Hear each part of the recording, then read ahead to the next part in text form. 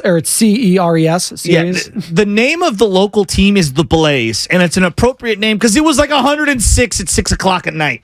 But the point being is I'm in the dugout the other day, and this guy comes walking by, and I turn around and I go, "What's up, Bobby?" And he could not have been a nicer guy. I've seen him on a variety of times, and his son's a good ball player on one of the SFYBL All-Star teams. And so we were just talking ball, and look, this is a man who loves the game of baseball, and I really value his opinion. I'm really interested in getting him in here to talk about just the Giants, Ohtani, free agency, trades, things like that. Let's bring him in right now. Bobby Evans, former general manager of the San Francisco, I almost said 49ers, not John Lynch, of the San Francisco Giants, three-time World Series champion with the team. Obviously, Bobby, how you doing, man? We'd love to have you on. Great insight, all things executive level, player level, all that. We wanted to bring you on because we've been talking about this guy, Shohei Ohtani, and may or may not be traded at the deadline. We'll see what's going on with the Los Angeles Angels there. A lot of injuries. Are they going to be buyers, sellers? We don't know, but we do know he will be a free agent after this season. And way back when he was first coming to Major League Baseball, you were trying to be a part of that pitch. Can you take us through then what was going through your mind trying to bring this guy, this phenom who has grown into already one of the greatest players we've ever seen in the sport? Did you know that then? And how were the negotiations going with Shohei back then? Yeah, I mean, we got a chance to hear a lot about Shohei from our advisors in Japan, and we went over. Jeremy and Shelley and I went over and got a good look at him, and we wanted to meet him while we were there, but there was such a buzz about him being posted, and so that his people were very protective. He hadn't yet chosen an American agent, so we talked to a number of different agents who were in the interview process trying to be the guy. Ultimately, he landed with CAA, so when we were at the winter meetings, we were trying to get the inside scoop as to what the plans were, what his ambitions were, what his expectations were, and we got word. Okay, you've got to do a presentation, and we put together this. I mean, our Giants productions people and our media people put together this great video, and we sent them an iPad with a lot of Giants gear and uniform and stuff, and just tried to get into the next phase of the process, which was going to be an in-person meeting. And he narrowed his teams, I think, down to maybe 6, 8 or so. And all of those teams had to meet him in Los Angeles on location at his at CAA agency. And, we took an entourage. I mean, Buster and Boach and Brian and Larry and Jeremy and Stacy, and just tried to make, our best effort. And it was apparent that he was very different. I mean, just so mature yet so young, and he had a great presence. He was very attentive during the meeting. I mean, his English at that time was far below what it is probably now, but he paid very close attention. There was a translator, and we gave him our best ball, but we knew what he valued. What he valued was a chance to play on both sides of the ball. There was no question about that. He was never going to only pitch or only hit. He wanted to do both.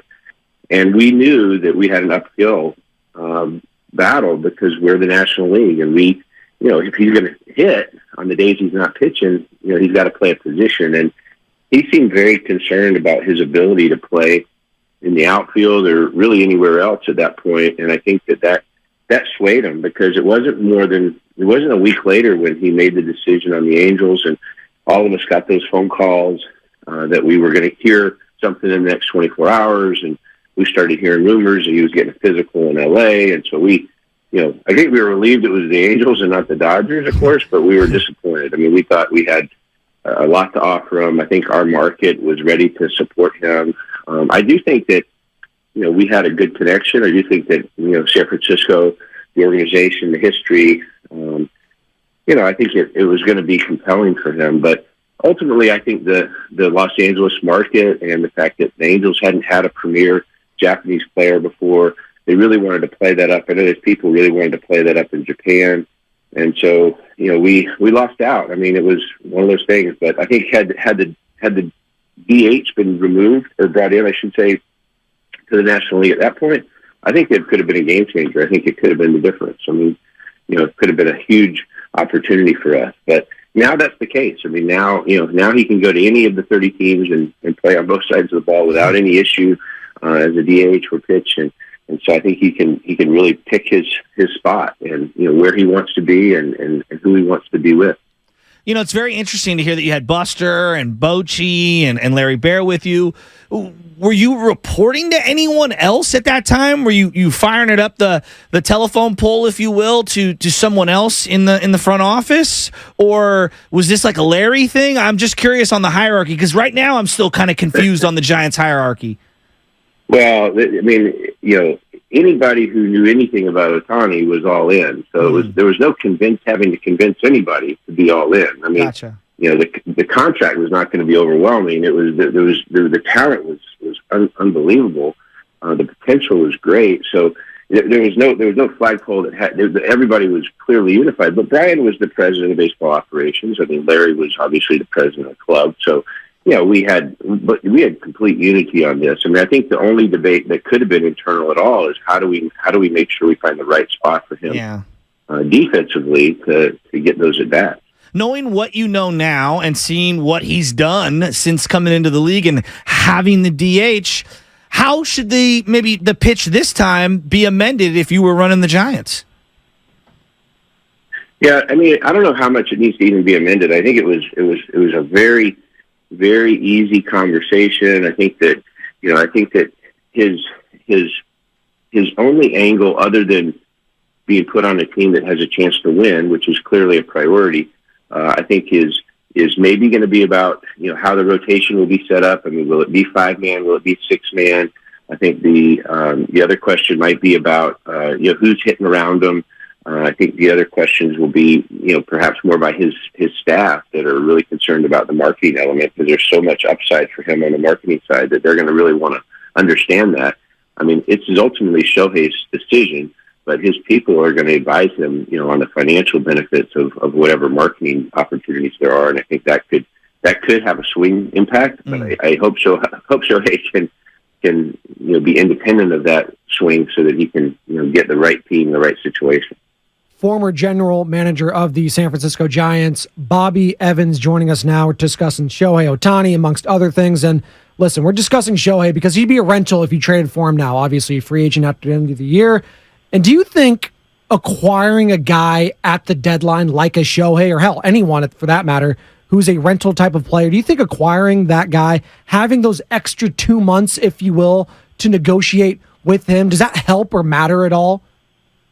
Yeah, it gives you a window at the end of the season that is exclusive. And so, it gives you an advantage. And if you're willing to pay up, you might find that you can keep him off the market. It's difficult to do because, there's been probably a lot of speculations that he's been listening to and his advisors have been listening to that are creating expectations. And so you'll be bidding against yourself at that point. But at least you have an exclusive window. So there is an advantage. It may cost you a ton to acquire him as a rental, but at the same time, the advantage that you have is he may never go into that market if you secure him now.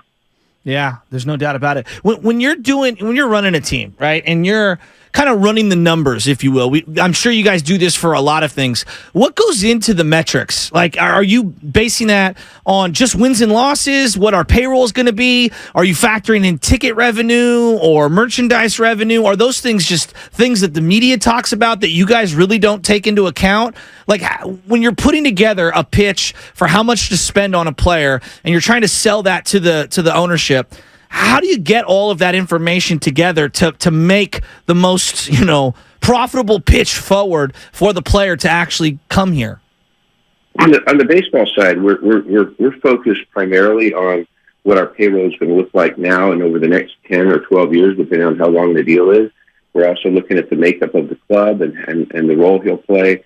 We want the marketing and the value of that to play a factor, but we depend on the business side to communicate some of those elements from ticket sales and sponsorship and just overall marketing plan. So that really gets to Larry through our business department.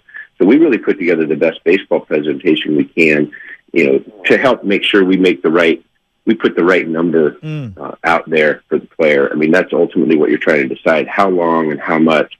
And you've got to calculate risk. I mean, there's always injury risk. You're going to look at his age. You're going to look at his injury history. You're going to look at the wear and tear on his arm and his legs and any injuries that have been pre-existing. And you're going to have to play a very, very close eye, pay a very close eye on all of that, just because you want to make sure that if the length of the deal is 10 or 12 years, you want to make sure you know how many of those years are safer bets. You're also going to look at what insurance opportunities you can buy out there, although those insurance benefits are expensive, but there may be an opportunity to put an insurance plan on him that if he does get hurt in a certain shoulder or elbow or whatever the case may be, you might be able to have an insurance policy that can protect you. But ultimately, your risk measures and your risk tolerance are big factors here for any club. So, having said that, because we all agree, like these 10-year deals are few and far between. Do people love them 8 years in, 9 years in? We all agree that, and it's part of the cost of doing business via free agency. Where do you put the line of demarcation on Shohei here? Because we're in uncharted water. We've never seen a guy do this for this long. How much longer are you confident that he can keep this up? Is it a couple of years? Is it 5 years? Is it 7 years? I mean, is it just unknown? Where do you start to be really worried about risk? Well, I think you're going to look, from a pitching standpoint. There's, are you comparing him to the Verlanders of the world that are able to take it into their late 30s? From a hitter standpoint, is he somebody that is going to be able to take it past his early 30s, 33, 34, because that's kind of where a lot of guys start to peak, if you will. But the truth is that the elite players and the elite athletes always take it longer and deeper into their career than the average athlete. And so Hall of Fame type players are going to always take it longer and build a longer longevity. And specifically, from a position player other than the catcher side, and then obviously the pitching side. So, yeah, you're going to have to gather your data. You're going to create your comparisons: who he is on the pitching side, who he is on the hitting side, and your safest bet, just based on the numbers, may tell you that at age 34, 5 years from now, will be kind of his peak, and you're going to see a decline at 35 and 36 and 37. That may be what your numbers tell you. They may tell you something different based on the way players take care of themselves today and the way he clearly takes care of himself and his size. I mean, you look at a player's overall conditioning as a factor. I mean, there's clearly history of players who are, overweight, who have, tendency to decline much earlier than players who are in better shape, players who are, have had injury history of whether it be, the lower half or their arm or other issues. Those are factors because they do have a tendency to have some repeating, trail to them. And, we see how healthy a guy is one day, and the next thing you know, he's got a back injury, and the next thing he's out for 6 weeks. And, so you're trying to understand all of the elements of the physical prior to even signing, plus after signing, to make sure that you know what kind of, longevity you're looking at. Bobby Evans joining us now. Bobby, we appreciate the time. Former general manager of the San Francisco Giants joining us here on the Morning Roast. Joe Spadoni for Bonta Hill alongside Joe Shasky. Want to leave you here on this one. Did you ever find it difficult in negotiations pitching San Francisco as a market, the Bay Area as a market, when you're going up against, the New Yorks, whether it's a Miami or a Chicago or Los Angeles? Did you ever find it difficult pitching the city of San Francisco to free agents?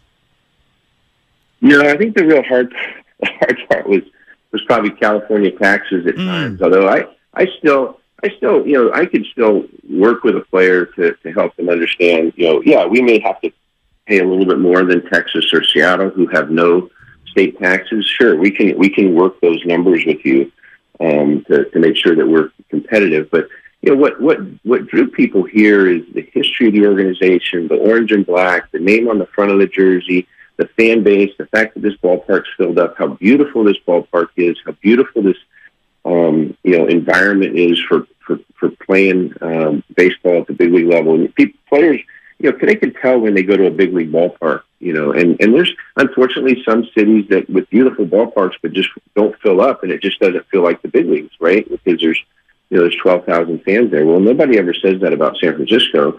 Our ballpark's full, and that's what got players' attention. But they also, they respected the manager. I mean, when you talk about, whether it be Dusty Baker, Felipe Alou, or or Bruce Bochy. I mean, players, I mean, it's just interesting always to talk to players or talk to agents who say, he wants to play for him. He wants to play for him. Or he wants to play with, Buster Posey, or he wants to play with Hunter Pence. And, that goes a long way with these guys.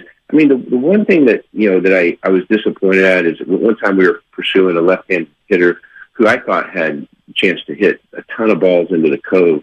And maybe it was just an excuse, but he said, he felt like he had a better chance going to a different ballpark as a left-handed hitter. Was that Adam LaRoche? Well, if you were to ask me, I could never tell you, but yeah. But this guy, he had an incredible loft to his swing. I thought he would have a ton of home runs, but he ended up choosing a different option. It may not have been the ballpark. It may have been, family or other circumstances, but yeah, rarely did I find anybody who was telling me they didn't want to be in the San Francisco Bay Area. I like that. One last thing before you get out of here. On days that Barry was playing, obviously the city was booming. It was a brand new stadium. When Timmy was pitching, there was a buzz unlike anything else. Did you guys ever run any numbers on what certain draws players would bring to the economy of the city of San Francisco? Because you guys are so entrenched in the fabric when you were down there in like the local economy. Did you guys ever run any analytics on that? Like, would bringing Shohei Ohtani actually help the economy locally, or is that just foolish to say out loud? Well, I wouldn't put anything past, Larry and the chief of revenue for a long time, Mario Alioto. I wouldn't put anything past them trying to understand that. Mario's been involved with the Chamber of Commerce, and so I'm sure those conversations occur. But from our perspective, just because we're so focused on the baseball side of things, we those are side conversations to us and not focal points. And yeah. So, some of those numbers, we talked a lot about how it would affect the economy of the organization. But we obviously knew that winning did a lot for the economy of San Francisco. And so our focus for our fan base and for the guys in that clubhouse was to put together a winning team as much as possible and as often as possible and go for as long as possible. Hey, Bobby, appreciate the time as always, man. Appreciate it. Thanks, Bobby. All right. Thank you, Joe. Thank you both. Good Thank seeing you. you. Bobby Evans, former general manager of the San Francisco Giants there. And interesting thoughts Great on guy. the whole pitch. Very nice, man. Very nice. That's like very personable Bobby Evans. Not unlike Brian Sabian. Well, Brian, very different. Very tones. They're very different.